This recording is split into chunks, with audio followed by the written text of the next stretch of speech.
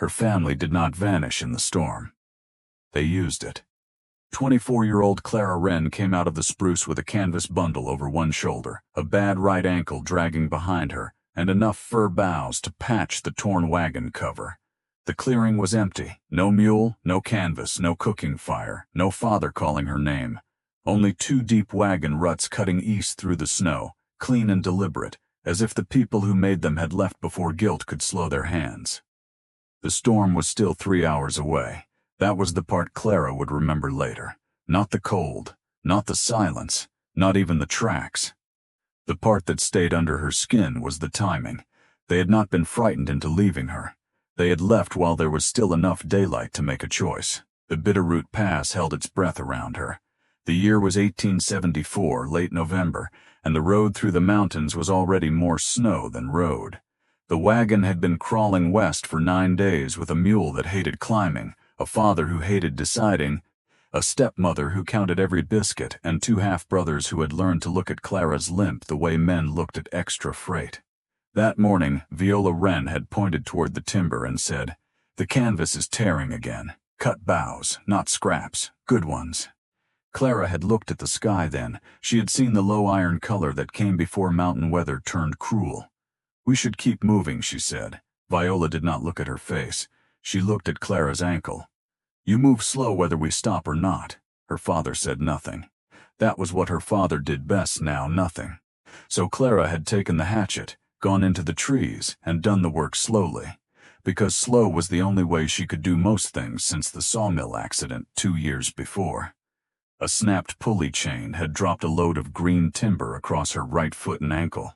The bones had healed crooked. The pain had learned the weather better than any barometer.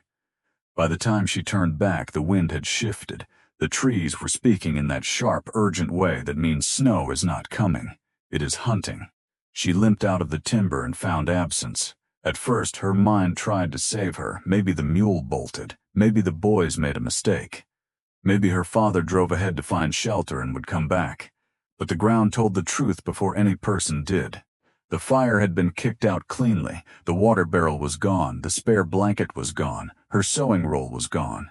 The shallow place where the mule had stamped all morning showed no panic, only turning.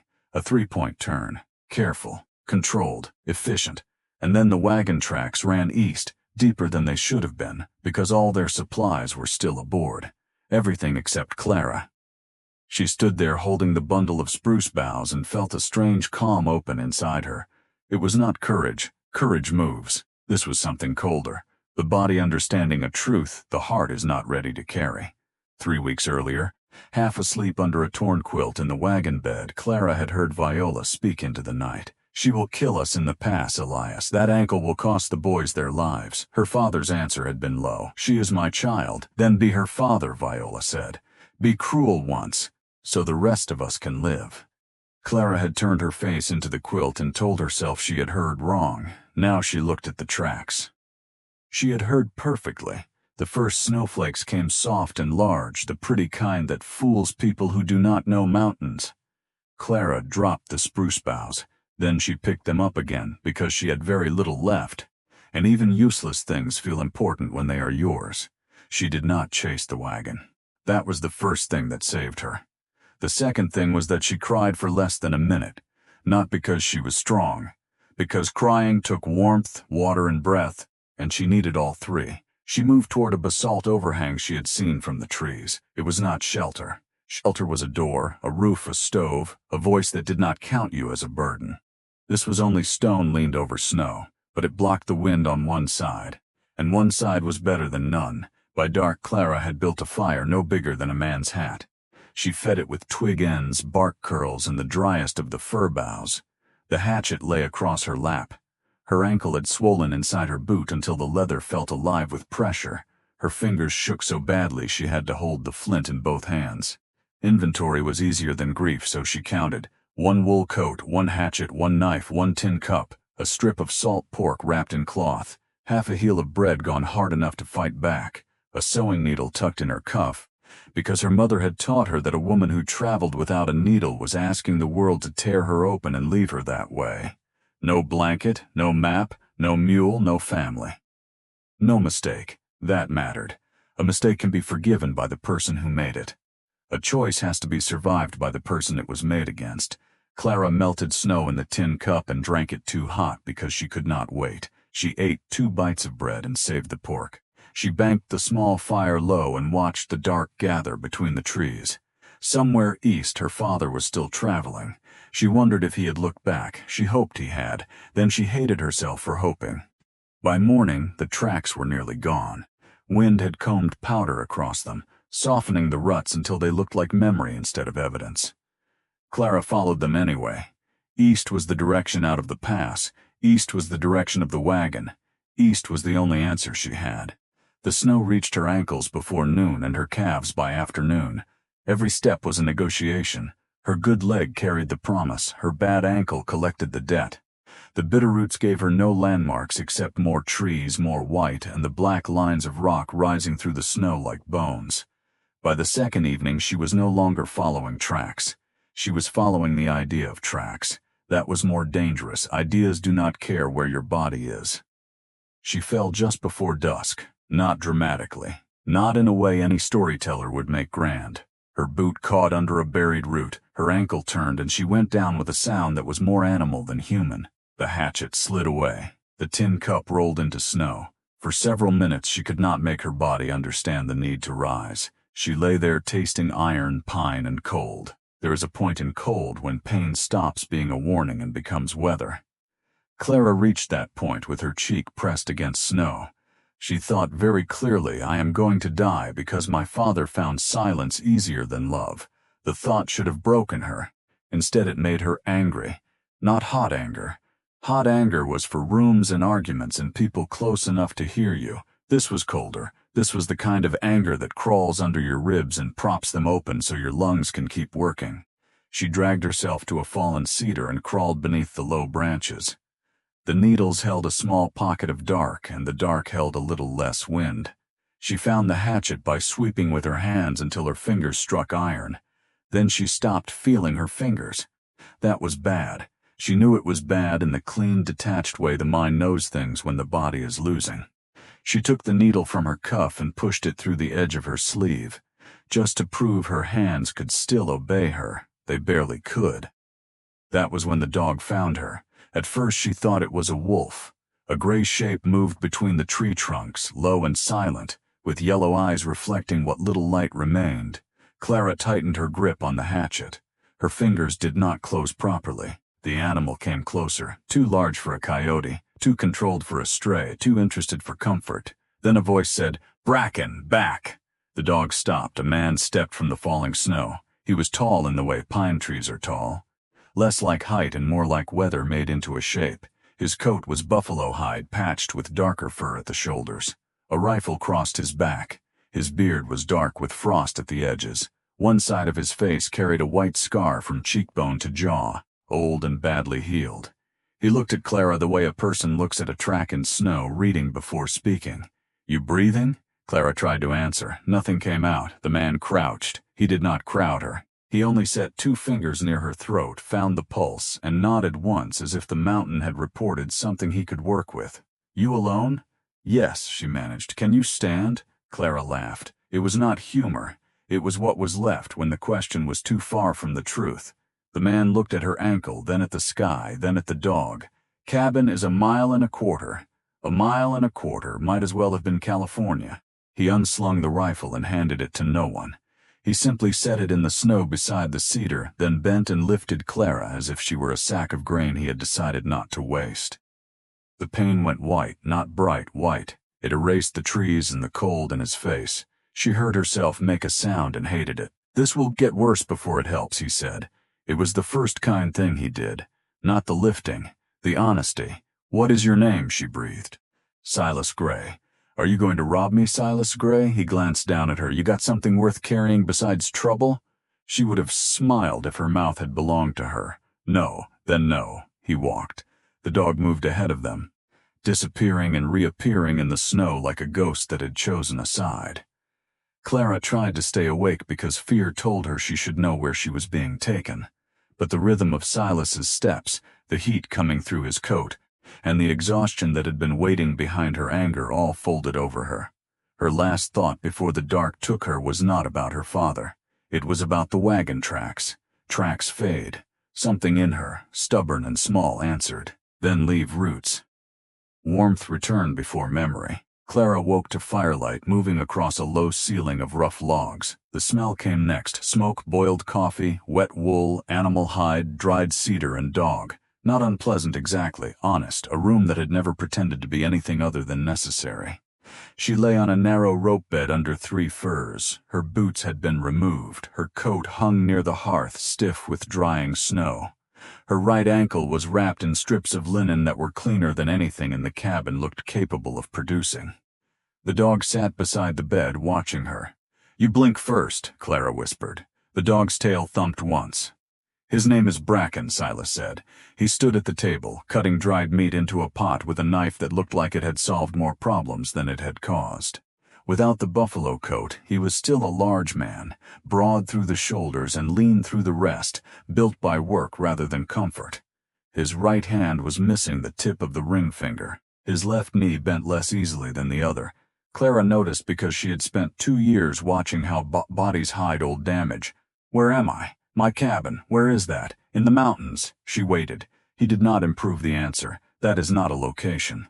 "It is the one that matters." He brought her a tin cup of broth. Slow. She took it in both hands. Her fingers trembled. The broth was thin, salty, and better than any feast she could remember. "Thank you," she said. Silas nodded once, as if gratitude was a tool he understood but did not keep close. "Storm buried the pass last night," he said. "Road will not open soon." "How soon?" He looked toward the door. Snow struck it with soft, constant pressure. Spring. The cup warmed her palms. Spring. The word was too large. Between Clara and spring stood hunger, pain, weather, a stranger's cabin, and every consequence of being left behind. She closed her eyes, not to cry, to keep from making the room bigger than she could survive. When she opened them again, Silas was watching her with that same unreadable assessment. "I will not trouble you longer than I have to," she said. "You will trouble me exactly as long as the snow says you do." That was not kindness either, but it was shelter. For 3 days, Clara slept more than she woke. The ankle swelled, then settled into a dull, ugly throb. Her fingers burned as feeling returned. Silas fed her broth, then beans, then a small piece of bannock that tasted of smoke and old flour. He helped her to the door when dignity lost the argument with need. He did not comment on weakness. He did not soften it either. On the 4th day, she sat at the table across from him and said, "We should speak plainly." Silas looked up from repairing a trap spring. His eyes were gray, almost the same color as the weather outside. "Plainly, then. You saved me. You are feeding me. I am sleeping in your bed, rope bed. Your rope bed. I need to know what you expect." He stopped moving. Only his hands stilled. The rest of him did not change. "What are you asking?" Clara made herself hold his gaze. "I am asking if I am safe here." The fire popped hard in the silence. Silas set the trap spring down. "From me? Yes. No." The word came too fast, and for half a heartbeat Clara thought he had answered wrong. Then he added, "No danger from me." She studied him. Men had said gentler things and meant worse. Silas looked back at her without performance, without injury, without needing to be praised for not being cruel. "You mend?" he asked. "Better than most. Cook? Well enough to make bad supplies resent me." The corner of his mouth moved, almost. "Then here are terms. You cook what can be cooked. Mend what needs mending.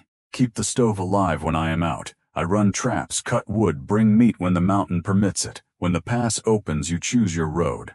"Not you, not me." The answer settled in her strangely. Her family had chosen a road for her. This man who owed her nothing was saying she would choose the next one herself.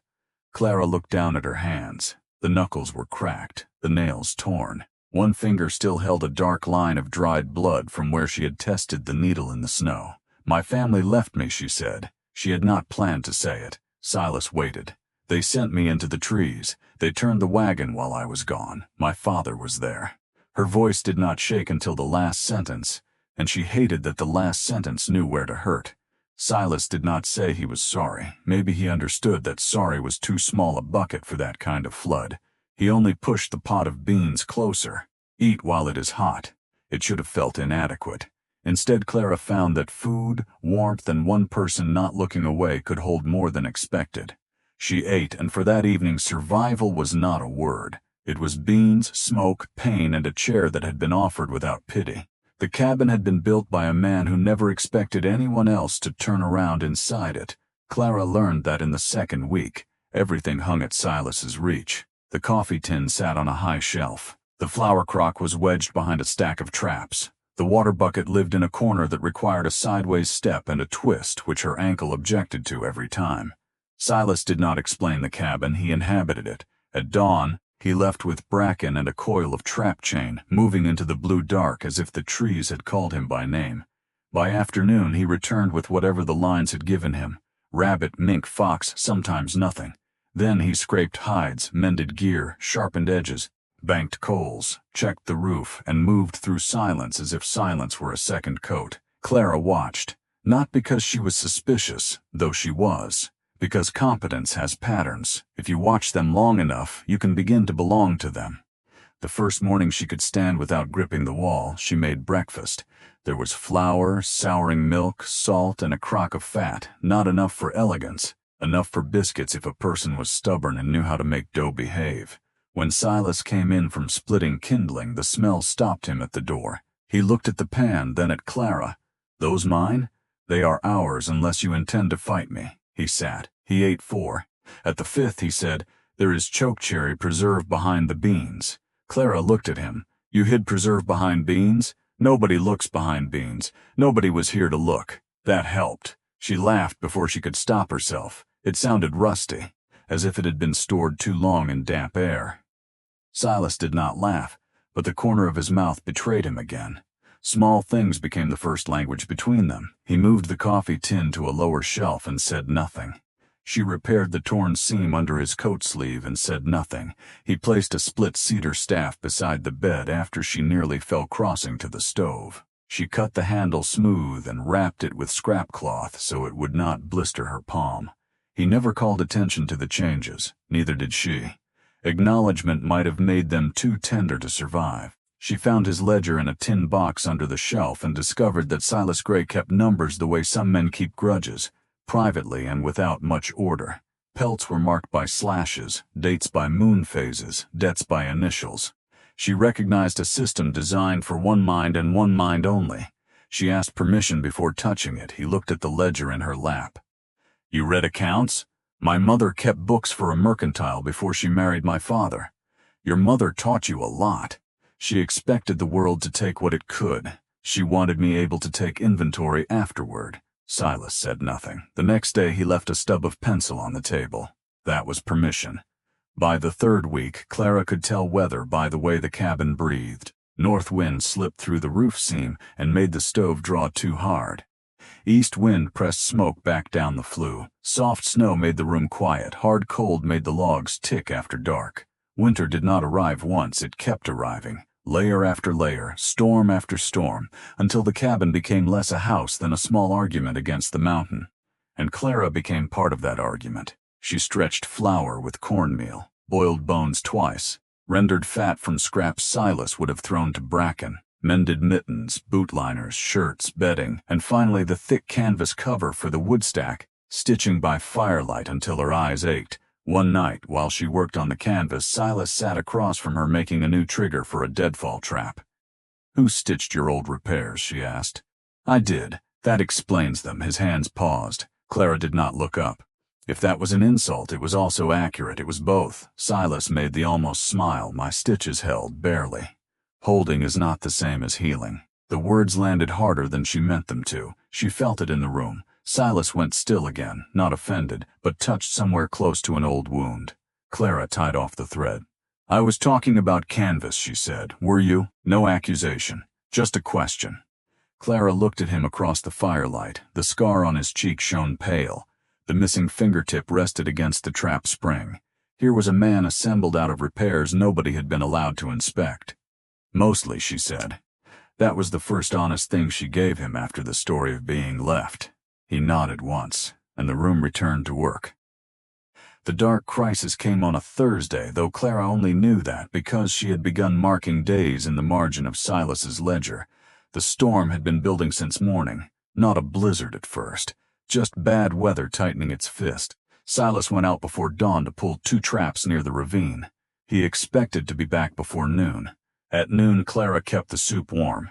At 2, she put more wood inside. At 3, Bracken stopped sleeping. The dog stood at the door with his ears forward and his body rigid. Clara felt the room change. Every person who has been abandoned learns a terrible habit. Waiting for absence to explain itself, she went to the window and lifted the oiled cloth. White, only white. By dusk, the wind had become violent enough to shove snow through the seams around the door. Bracken growled once, then clawed at the threshold. Clara wrapped herself in Silas's spare coat, took the lantern, and opened the door. The storm hit like a physical hand. She almost lost the lantern before she reached the porch rail. Silas! The wind ripped his name apart. Bracken launched down the steps, vanished, then barked from somewhere near the wood stack. Not a warning bark, a found-something bark. Clara followed the sound with her staff in one hand and the lantern in the other, ankle screaming inside the boot. Silas lay half against the woodpile. For one breath, she thought he was dead. Then he cursed. It was the most beautiful sound Clara had heard in weeks. What happened? Ravine's shelf gave way. His left leg was bent wrong below the knee, not broken sideways, thank God, but twisted enough that he had crawled the last 60 yards. Blood darkened the outer seam of his trousers. His left shoulder hung lower than it should. Clara set the lantern down and forced herself not to panic.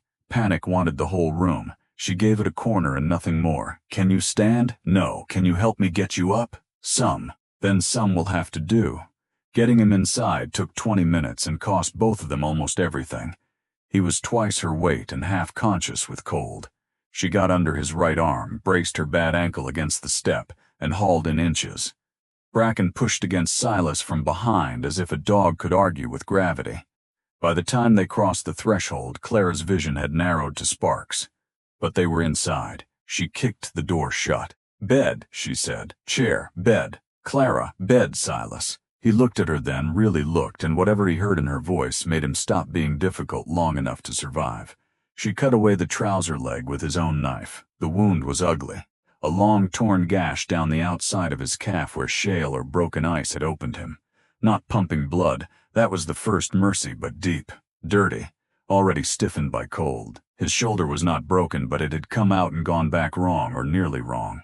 She could do nothing elegant for it now. The leg came first. "I need whiskey. High shelf." "I know." "You do?" "I reorganized your cabin while you were busy being unknowable."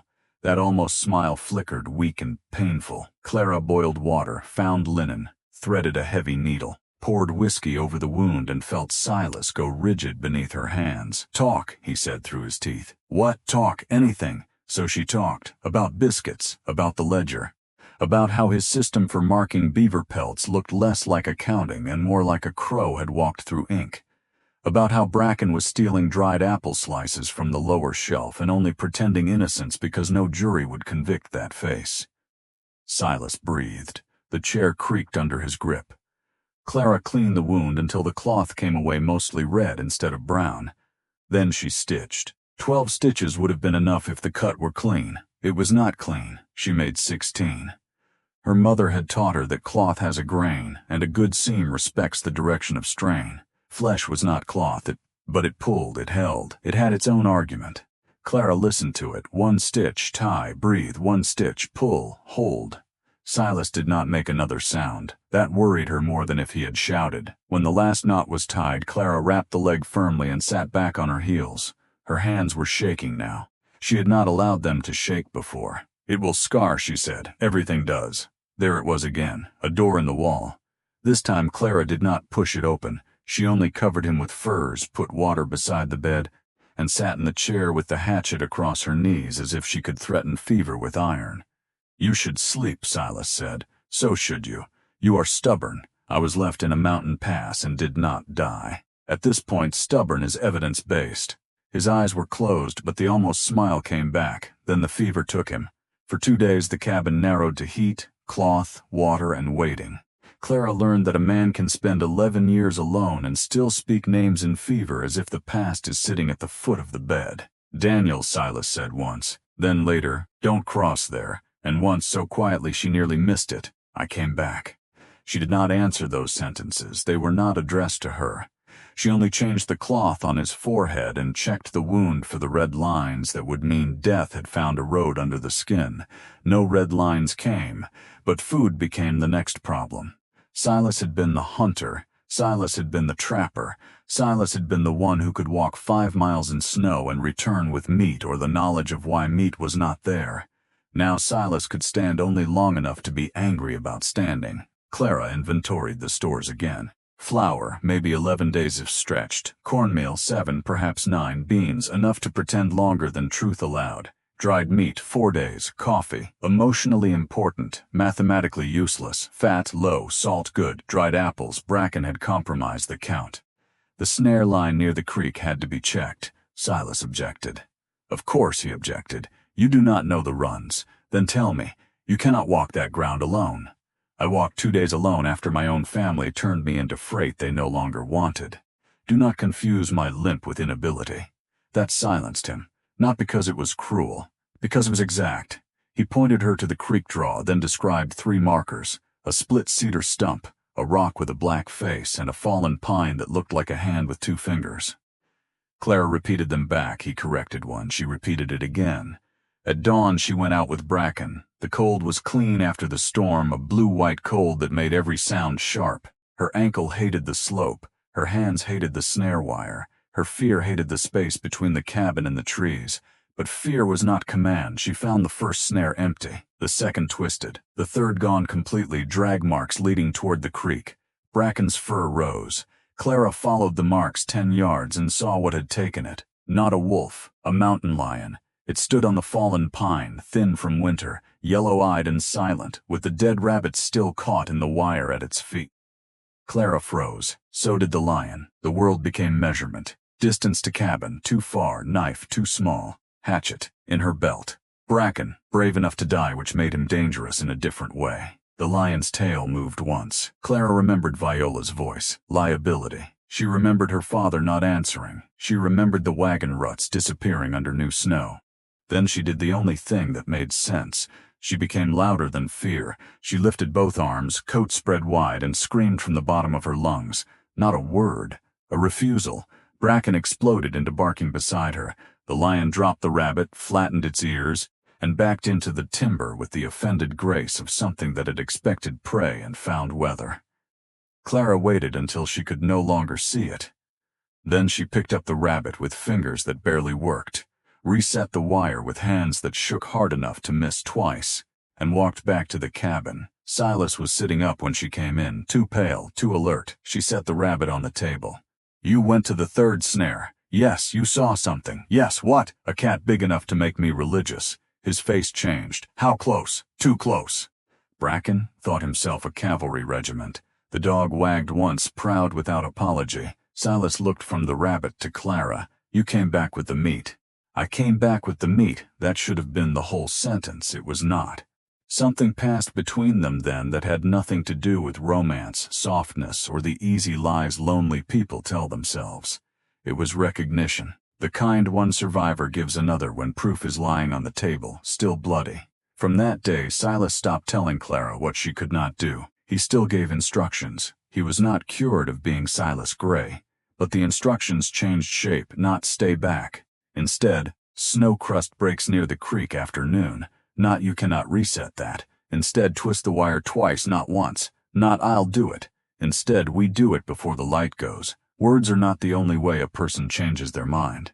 Sometimes a man moves the rifle to the peg you can reach. Sometimes he leaves the small axe by the door instead of the big one.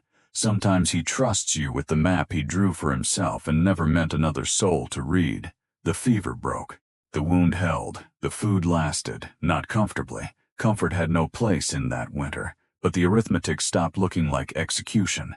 By late January, Silas was walking short lines with a staff Clara had carved smooth. She went with him when weather allowed. Bracken ranged ahead and looked back often, as if counting both of them had become his work. Silas taught Clara how to read the snow around a run. Not the track, he said, the habit. Track tells you where it was, habit tells you where it will be. Clara thought about that for a long time. Her family had left tracks, deep ones at first, but tracks belonged to the moment that made them. Habit was what endured. What had her family taught her as habit? to apologize for needing room, to make herself lighter, to accept terms set by people who had already priced her. What was winter teaching her instead? To bank a fire before sleep, to cut a stitch with steady hands, to know a storm by pressure in the walls, to look at danger and ask what part of it could be used. Roots, she began to think, were just habits the ground could not shake loose. By February, the cabin no longer felt like Silas's cabin with Clara inside it. It felt like a cabin with two systems learning to interlock. Her shelf, his traps, their ledger. Her repaired curtain over the window, his new peg by the door for her coat. Their list of things needed before next winter, though neither of them had spoken the phrase next winter aloud. The list lived in the back of the ledger. Chink north wall, replace porch step, cut 2 cords early, trade for glass, seed beans if soil allows, boots for Clara. She had written that last one in small letters. Silas had crossed it out and rewritten it larger. They did not discuss it. Some evenings, the silence between them was still silence. Other evenings it became a place they could sit. Clara told him about her mother, who had run a needle through cloth as if she were persuading the world to hold together. Silas told her, slowly and out of order, that he had once guided survey crews through river country, that a spring flood had taken his younger brother Daniel and 2 men with him, that Silas had reached the bank alive and then gone back on a rope too late to save anyone, that people in town had called him lucky until luck began to sound like accusation. "So you came up here," Clara said. "Yes, to be alone, to stop being counted." Clara understood that too well. Being counted wrong can hurt worse than not being counted at all. One night after the fire had settled low, Silas said, "Your father may have thought he was saving the others."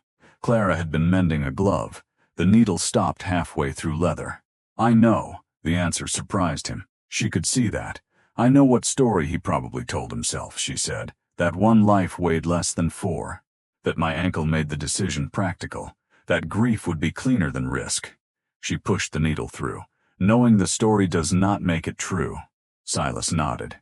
"No, the worst thing is not that he did not love me. What is, that he did and he still found a way to leave." The fire made a small collapsing sound. Silas looked at the coals. "My brother trusted me to know the river," he said. Clara did not move. "I chose the crossing. There was the door open at last, and behind it not explanation. Wait." She set the glove down. "Did you know it would flood?" "No." "Did you leave him there because he slowed you down?" Silas's jaw tightened. "No, then that is not the same." He looked at her. A man can spend years punishing himself for the wrong crime because the right grief has no handle. Clara did not say that. She only picked up the glove again and said, "Hold out your hand. I need to check the thumb seam." Silas held out his hand. The stitch held. Spring began as sound before sight. Water under snow, drip from eaves, the dull crack of ice surrendering in the creek, then smell. Wet bark, opened earth, old leaves thawing into themselves, then color, not green at first, just the suggestion that brown had not been dead, only waiting. Clara stood on the porch in March and felt the world loosen. Her ankle still hurt, it would always hurt, but pain had become part of the weather inside her, no longer the whole climate. Silas's leg had healed with a raised scar and a stiffness he pretended not to notice. Clara noticed, then pretended not to notice better than he did. The pass would open. That fact returned first as thought, then as pressure. "In spring you choose your road." He had said it the week she woke in his cabin. At the time the sentence had felt like mercy. Now it felt like a door she was not ready to open. One morning Silas came in from checking the creek line and stood too long by the stove. Clara recognized that stance. It meant he had decided to say something and was waiting for speech to become easier. It would not, so she waited with him. "A freight train comes through the lower road in May," he said finally. "Goes toward Walla Walla first, then downriver. You could take passage." Clara set down the knife she was using to peel dried apple. "Could I? I have money from pelts. Enough to start you somewhere decent. Town room, work. A seamstress can earn if she wants to. Somewhere decent." He stared at the stove. "Somewhere with roads that do not try to kill you." "Do you want me gone, Silas?" "No." The word came out rough. He turned then as if he had been angry at himself for answering quickly and relieved that he had. "No," he said again, "but what I want is not the measure. It is one measure. It should not decide yours." Clara stood, not fast. Fast was still not her gift, but fully my family decided for me because they believed my body made my choices smaller. You are trying to decide for me because you believe your life does. He flinched, small. But she saw it. I am not freight, she said, not your burden, not their liability, not a debt that has to be paid in gold and sent downhill. Silas's throat moved. The mountain is hard, I know. The work is hard, I know. I am hard. That made her soften, but she did not let him escape into it. Yes, she said, and I am not made of lace. He looked at her for a long moment. Outside, meltwater ran from the roof in uneven taps. Clara took a breath. Ask me what I want. He did not move. Ask. What do you want? I want to stay long enough to find out whether this life is mine because I chose it, not because I had nowhere else to go. Silas absorbed that with the seriousness of a man being handed something breakable. That is a fair answer. It is the only one I have. He nodded.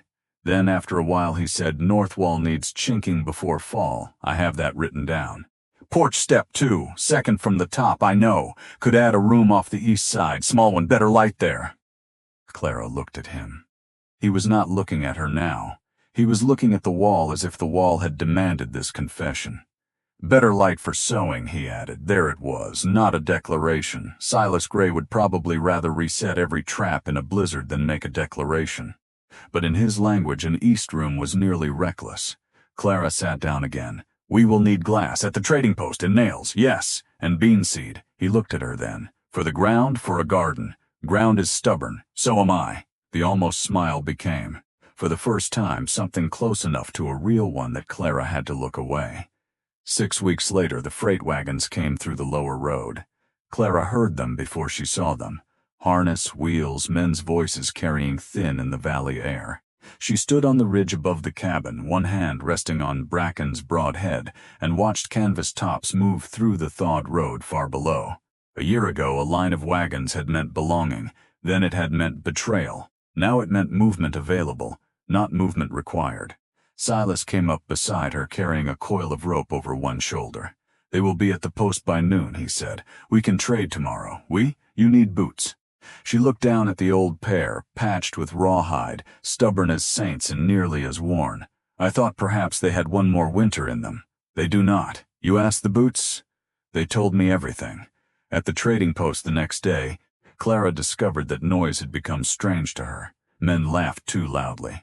Wheels creaked too much. Children ran between barrels and crates as if the whole world had agreed not to be dangerous for 5 minutes. She held herself steady. Silas stayed close without hovering. That was one of his better qualities. He knew the shape of help that did not humiliate. The trader tried to underpay for the pelts.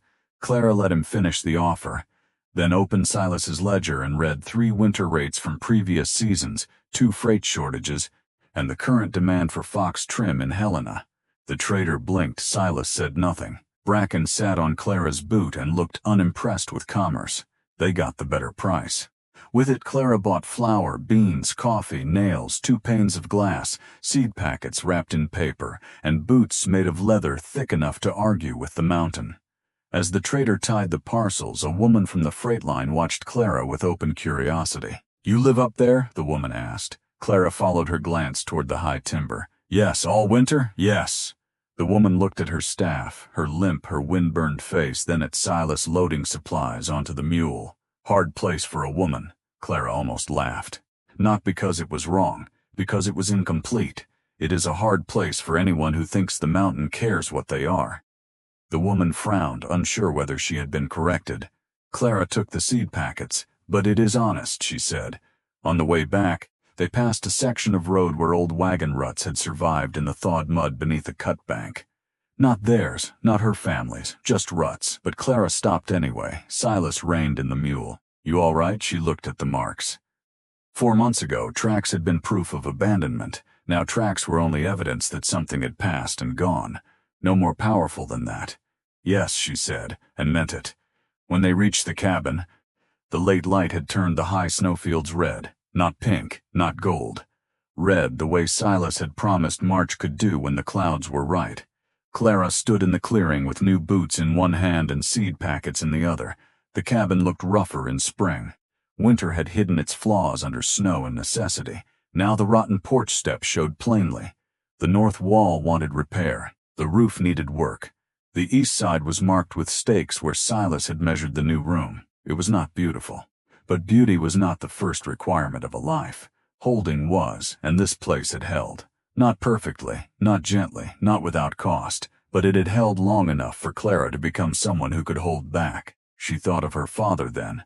Not with forgiveness, not yet. Maybe not ever in the way people like to demand from the wounded. She thought of him as a man who had mistaken her limp for the whole of her. A man who had counted weight and missed value. A man who had believed leaving tracks was the same as choosing a future. He was wrong. Tracks vanish when weather changes. Roots do not announce themselves at first. They work in the dark. They split hard ground. They take the weight slowly, then all at once. Clara set the boots on the porch, took the packets of bean seed, and walked to the south side of the cabin where the snow had melted first. The ground was cold under the top crust, hard, but not impossible. Silas came to stand a few steps away, too early to plant. I know. Ground will fight you. I know that too. She pushed the staff into the soil and tested the give beneath the surface. There was some, not much, enough to begin. Her family had left tracks in snow. Clara put down roots in ground that tried to freeze her out.